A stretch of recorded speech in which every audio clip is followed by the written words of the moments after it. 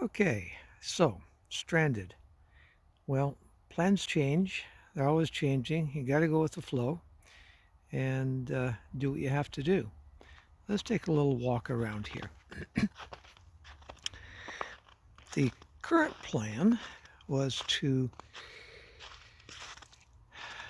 leave and head south for where it's warmer and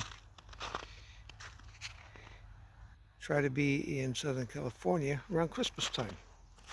Well, it's now mid-December. We got a few days to Christmas and we're not on the road. So why? Why the change of plan? Well, see that white stuff? I don't drive in snow. I've driven real big rigs in snow, and this unit is much too valuable to slide off on the freeway. Snow's not quite as bad as is ice. If let's take a look over here. It's nice big tires on the back of this rig, but they are summer tires and they get stuck. They get really easily stuck. So I don't really want to take any chances, and my whole life is wrapped up in here. So it's not going on the road if there's a danger that we're going to get smashed up. So here's another reason. Can't ride my bike today. So the plan was it's going to go into the back of the Monster here and get into warmer climates where I can ride it, and then that would be great. But I also have a new bike on order. So I've ordered a Goldwing Tour DCT airbag. Only bike I know that has an airbag on it. And DCT means it's an automatic, which means it shifts faster and takes off like a rocket. So that is coming in March. So really only got 2 months before it comes, and then I can sell my beautiful little Vulcan 900. Anyone want one? Selling it sometime between now and when the new bike comes. So I'm gonna walk about. I've got the booster for the cell phone. Seems to be working pretty good. So when we do get away and start moving, then even in remote places, be able to get internet. And you see a little bit of smoke come out of that chimney there. Well, got the pellet stove to keep it warm. So if we get through the next 2 months of cold weather, keeping the pellet stove going to stop things from freezing up too badly, then we might be okay. And then in the spring, in March, when the bike arrives, then we can put the new bike inside and take off as was originally planned several years ago. There's my antenna. But right now, a much safer way to go is to not go. And then I don't have to buy extra health insurance for travel, especially for the U.S., because you really need extra health insurance for visiting the U.S.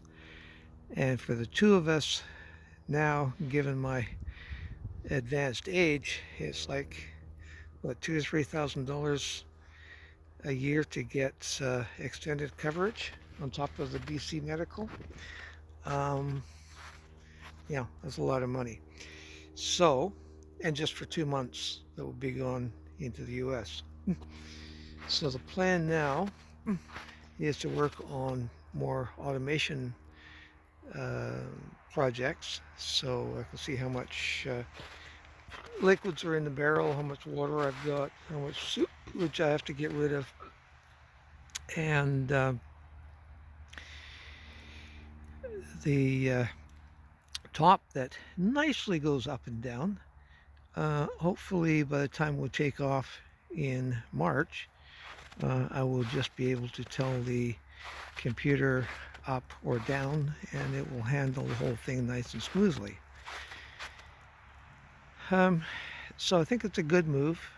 It will save money initially because of the health insurance and other insurance and everything we need to get into the US, and COVID, Omicron, massively spreading down there and probably massively spreading up here, but I don't have to go anywhere. I don't have to see people. I don't have to interact with people.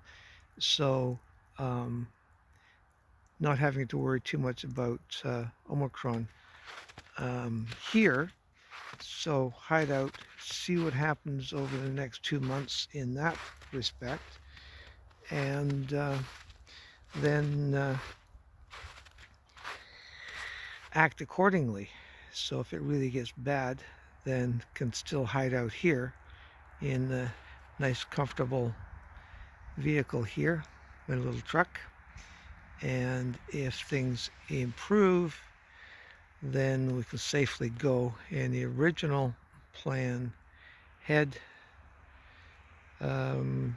east to Manitoba, no, Saskatchewan, head east to Saskatchewan, and then north up to the Arctic Ocean, and then continue down and across Canada, exploring every hill and valley that we can find. So we just find a nice place to park it, hop on the bike, and then explore. And the bike is really good for long trips, for long distance. So when we're parked, then we can explore like hundreds of miles, hundreds of kilometers. Now here, a bit of damage on the front when I had a little disagreement with a deer at about 100 kilometers an hour.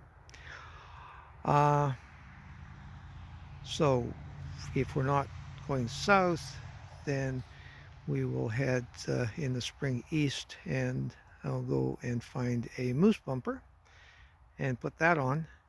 Then don't worry too much about the deer. Well, I worry about the deer, but I don't have to worry about damaging my vehicle so much because I lucked out last time. It didn't puncture the radiator, it didn't puncture the AC unit or the transmission cooler. A bit of damage on the bumper and the grill, so that can be fixed. So that's it, the current plan now. As soon as the bike comes, load it up in March, load it up, and then take off there. Wish us luck. Thank you for watching, and subscribe, will you please? Just open your Google account and then hit the subscribe button, and if you hit the bell button, that's even better, because the next time I put up a video, you'll get notified. Next video will be interior. As I move ahead on projects, I think that I'll put more videos up on the building of it, and maybe even some history. So some of the still shots, put that into collage, and you can see where it started with a big tin can and then to something that is quite nice. So again, thank you for watching, and see you on the road.